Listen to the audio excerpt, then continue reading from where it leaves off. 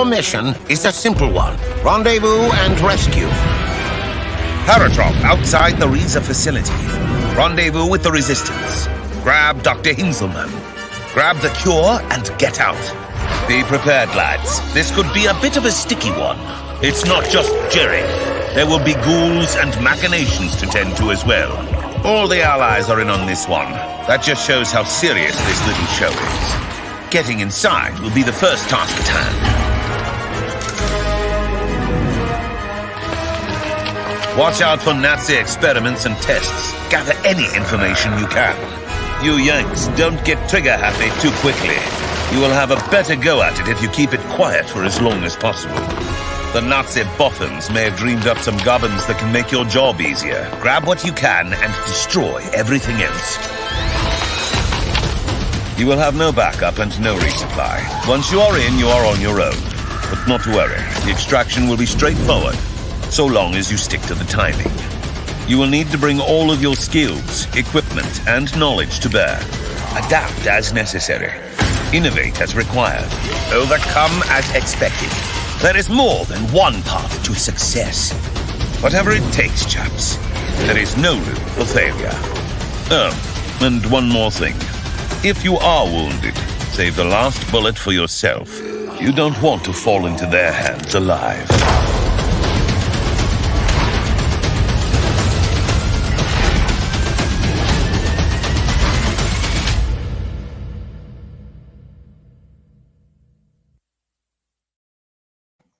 And there we are. All right. So yeah, while you're here, grab the old like button. Drop a comment if you're gonna, and hit the old subscribe if you didn't yet. Again, if you have any questions as we're going through this, put them in the comments. Also, I just wanted to show you this. I did a video on it earlier, but we did get, this is the Escape from Stalingrad Z. It's the one before the Project Reset, the one that was just showing. So we got the first one in. I unboxed it, but I didn't get to take it, punch anything out or play it yet. So there's that. So what are we doing today? Today we're going to take a look at the handy dandy Slaughterville RPG, which, bada boom. Hopefully we're bringing that in late July, August. We're going to launch that, and we're going to try to make sure that, we want to make sure that you're ready for it when we launch it, so you know exactly how to play, how to go through. And what it is, it's a horror RPG based on the Slaughterville board game, right? So you get to play in the town, you get to edit it, modify it, change it to be any way you want. You can, if you want to play it in body horror or, let's see, the Cthulhu style, or you want to play it in Scooby-Doo style, I don't care. Whatever you want. It's entirely up to you. Oh, we got another person coming on. That's good. It's just got an event that said somebody booked a day to come on the stream with us, so that's fun. All right. So anyway, as I was saying, let's see. We'll just do it this way. And everything's done. We have everything finished up. We're going to do some small tweaks. And hi, Amos. Hi. We're going to do some small tweaks and make sure that everything gets set correctly. All the buys, the monetary system is fine, and everything else, the usual stuff. But what we're going to do is, this book is going to give you everything you're going to need. This is the main core rules to play and deal with the stories. And we're not going to go through the whole thing here, but I just want to give you some. We're also going to have an optional set of cards for you to grab if you're into. Because you can do it without cards, but it's easier to do. Makes life easier if you have them. And I mean, come on, I made the Slaughterville game that has about 700 plus cards. The day I'm not making some is something's wrong. But what we're going to do today is we're going to take a look at how to make a character, because that's the base. We call them a citizen in the game, player characters, PCs. It's all the same. It's who you're going to be when you're walking around town, when you're going through one of our different stories. And we will get to how to go through a story, how to make your own story, and all of this. But so the first thing you're going to need, besides the rule book, will be a character sheet. And we did make one that is completely editable. You can just click and type in here, and we will. But it's not something that's going to be overly complex or it's going to take you forever. And I'm going to keep this right here, which it doesn't look any different to you, but it allows me to see the comments section. So the first thing we want to say is, if you like horror, and again, it depends on how deep you want to get into it, how gory you want to make it. That's all up to you. But this game does use the concept of stress and panicking and fear, which again makes it pretty good for Scooby, because they were running around all the time, or aliens, or pretty much anything. But we created a set of what we called archetypes based on the different characters in the game, and we gave just description of what they're supposed to be like as far as role play goes, their key attribute that they would have, some skills that they would like to have as their best ones, optional starting gear. And do you have to use these? No, but they're there just in case you want to get a starting point. Honestly, it takes maybe 10 minutes, if that, really, to make one of these characters. The longest thing, I think, is picking out your specialties and grabbing your gear, which we'll get to then. But you have to decide what style or what type of character you want to be. Now, even though we do have starting attributes, of course, you're going to be able to improve them through experience spends, and we'll get to that as we take a look through this. Alrighty. So we start off. Okay, I just wanted to show you that. Yeah. Slaughterville uses a step die system where your attributes are going to be rated A, B, C, and D. And it's going to correlate to different dice. If you have a D skill, you're not really good at it. C is average, B is experienced, A is about the best you're going to get. And that's a D12, D10, D8, D6. That's also going to help determine our health and nerve too. So we'll get to that. But we'll get to that when we get there. But yeah, we also, not only do we use the step die system, we also added the stress system, because this uses the Year Zero engine. If you ever played Aliens, Blade Runner, those games, it uses elements from those. Okay, yeah, here's the stress from Aliens that we're going to be using, and we're going to be talking about skills. So you'll have your attributes, you're going to have your skills, you're going to have specialties, you'll get some gear, some lunch, and we'll get back here to the spending experience in a minute. So the first thing you want to do is you want to come up with a name. Some people don't do the name first. That's fine. I'm going to call it Frank Aaron, just for the giggles of it. Okay, now you start each of your 4 attributes. Always start at C. They can't go above A, and the attributes cannot go below D. So after you set your 4 attributes, you have 3 points that you can use to increase them up to A. Okay? Now, right now with the C, as we were talking about with the dice before, we're rolling a D8. Okay? Which says we are average. We're okay. Let's see. What kind of character do we want? Let's say we were going to make a detective. All right? We can go, if we want to do one that is charismatic, we can focus on empathy and bump that up. A, D, whatever. Okay, I'll put it into B. I'll put empathy as B. Now, if we go over here to wits, we have crafting, observation, survival, health, mobility, and stamina up here in agility, force, melee, stamina over here in strength. Again, it all depends on what kind of character you want to make. So I'm going to hit this one with a B because I want to put some observation. Now I can turn one of these to A, or if I want to be good at either shooting or strength-based things, yeah, shooting, moving, hiding, I think I'm going to do... I think I'll do that. This way we can do private investigator kind of stuff too with the stealth and the shooting with the old pistol. All right, and that's really all there is to that. You get your starting. Everything starts at C, and you have 3 points to upgrade. You can put something up to A if you want, and then you only have one B, but you're really, really good at one thing. Okay. From here, we can actually figure out what our health is going to be and what our nerve is going to be. Nerve is like your maximum stress points before you get broken, or you have an episode where you gotta roll on the panic or roll on the mental injury or the physical injuries table, and there is a chance for insta death.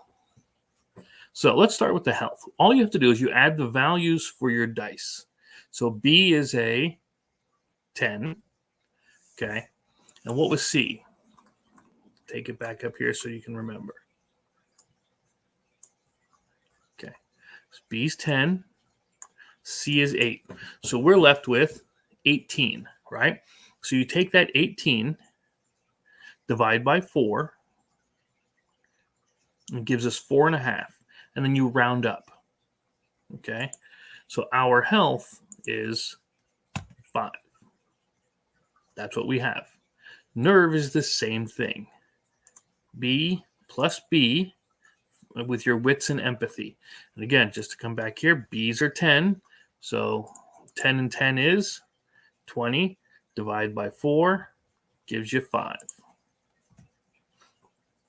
And there you are. That is our maximum health and maximum nerve. Pretty simple, right? Nothing too complex. All right, just checking that. Very good. Story points. We'll get to them in a second. Well, I'll just tell you quick. Story points are really good because they give you you only get 3 of them. Okay. But they give you an automatic D6 success. So that's always good. Now, the next thing you get to look at is your skills. That's your force, melee, stamina, marksmanship, mobility, stealth, healing, insight, persuasion, crafting, observation, and survival. You start off with, and I say start off with because we'll show you how to buy more later, how to train more skills, how to add more of these specialties, and so on. Okay?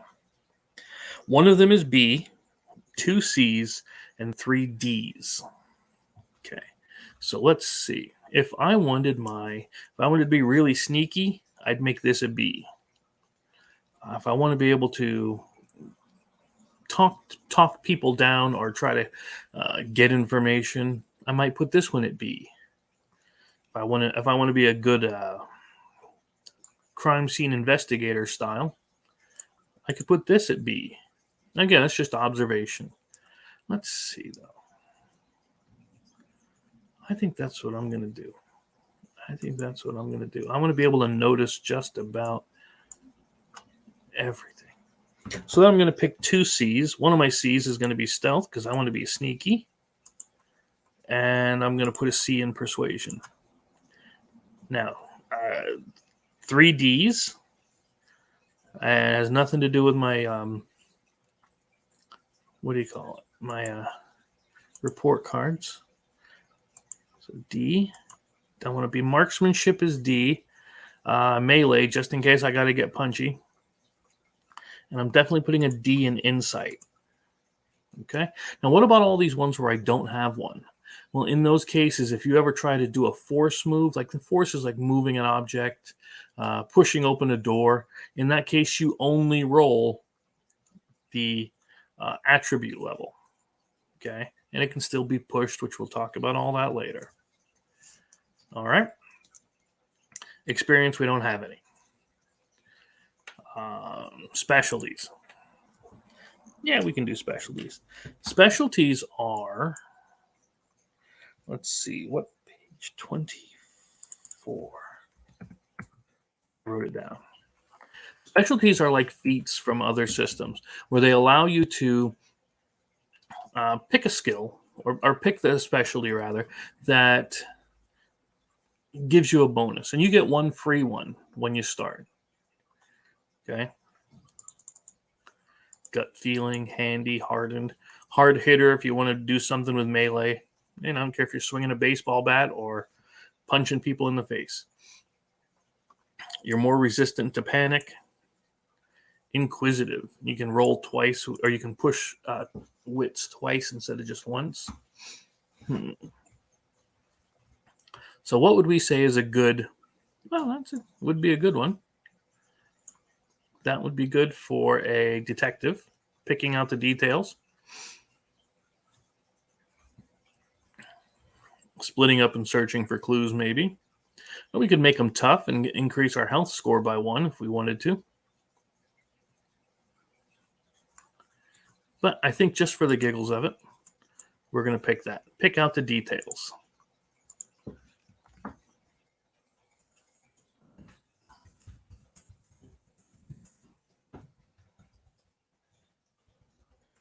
If I were capable of spelling, I might be dangerous. Let's see if we can't just copy and paste. There we go. We get to re-roll our observation once per check. And we will have the ability to get more skill specialties as we go along. Again, we'll show you what they look like. Critical injuries are when we get hurt, and we talk about when you get broken here. Signature items, though. Your signature item is a small, almost inconsequential thing that you can either carry with you, or it has something that does special meaning for you. The idea is that once per day, in-game day, of course, you can look at this thing, or once per game session, you can look at this thing and it can reduce your stress by 1, just by having it on you. So, yeah, and you get to pick that and make it up for free. So if I wanted to put an old flask or a bullet that grazed me, something like that, whatever, okay?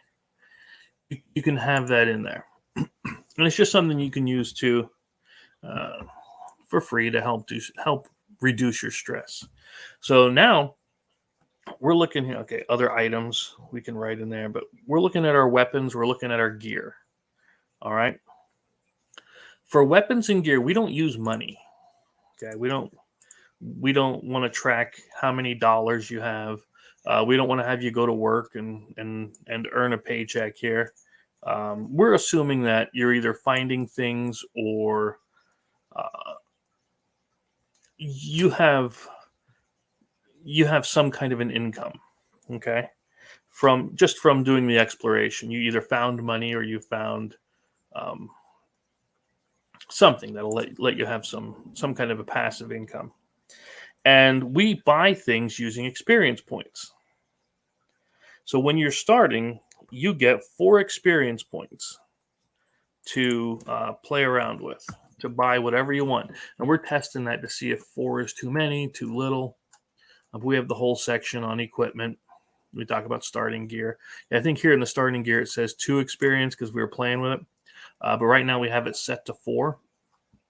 So we're working on that. But yeah, so you can buy textbooks, which can give you +1s and so on. Oh, here's the other thing. Because this is a step die system, whenever you gain a bonus, you don't gain like a bonus to a number. So in other words, if you roll a 5, it's not suddenly a 6 if you gain a +1. What that means is if you have a C, you can use your +1 to make it a B. So now instead of rolling a D8, you're rolling a D10.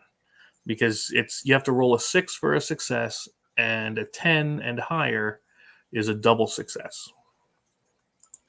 All right, so if you wanted to buy yourself some body armor, that's going to cost you 3 of the experience points, but you can get it. Same thing if you wanted to grab a crowbar, some duct tape. You got to have food or you're going to starve, just like in real life. You get some herb, holy water, painkillers. Now, there are special items, and these will all be listed on the cards. But special items you can't buy, you can only find through story events. Okay? And this, I know this says Ouija board, but it's a special one. And again, it all comes from the board game. So let's see. If you wanted a knife, and again, we're looking at the cost and the price of things to make sure it's not too low, and so on. Because yeah, if you want to grab yourself a knife, that'll cost you 1 experience. And the items have a name, of course. They have a grip, how many hands they can have, what's their bonus, how much damage do you do if you get a success. Range is E, which is engaged, melee kind of a thing. Okay, short range. Yeah, maybe you want to grab a machete for 2. That's entirely up to you. We have everything from all of that up to an M4 rifle. Of course, you could afford that, but the thing is, you couldn't really afford so many bullets with it. And we don't track individual bullets. You gain 3 ammo. What happens is when you miss, you mark off a bullet. So if you ever have 0 bullets after, however much ammo you missed, then you can't use that weapon anymore. Because again, in the board game, we don't track ammo because we don't care. Oh, you can also do the greatest weapon of all time, a rock, and that's free. So again, let's say I want to get, yeah, I'll use, see, that's just it. That's why I think 4 might be too much. And I might go back to 3 or 2. But if I wanted to, I could buy a 44 Magnum. Okay, put it in here, .44 Magnum. Grip is one-handed. The bonus, +3, which means I can increase the dice that I use for that check 3 times. You see what I'm saying? That might be too cheap. Its damage is 2. And the range should be medium, right? Yeah. And you gain 3 ammo when it's purchased. So range is medium, 3 ammo. I could write ammunition, but I'm not going to. And again, I have no food. I have no anything else, no other gear, but I got a 44 Magnum. Most powerful handgun in the world. And that's honestly all there is to doing this. We could file, save it, print it, and there's your character sheet. Very, very simple. There's not a lot going on because we wanted to get you into the game as quickly as possible. I don't want you searching through 37 books, 252 pages to find the exact perfect things for you. We wanted to make it as streamlined as possible. So, there you go. If you have any questions on this, don't hesitate to let me know. But yeah, we'll probably have this available when we launch. We'll make sure that everybody gets a copy of that PDF the editable character sheet. So, and there it is.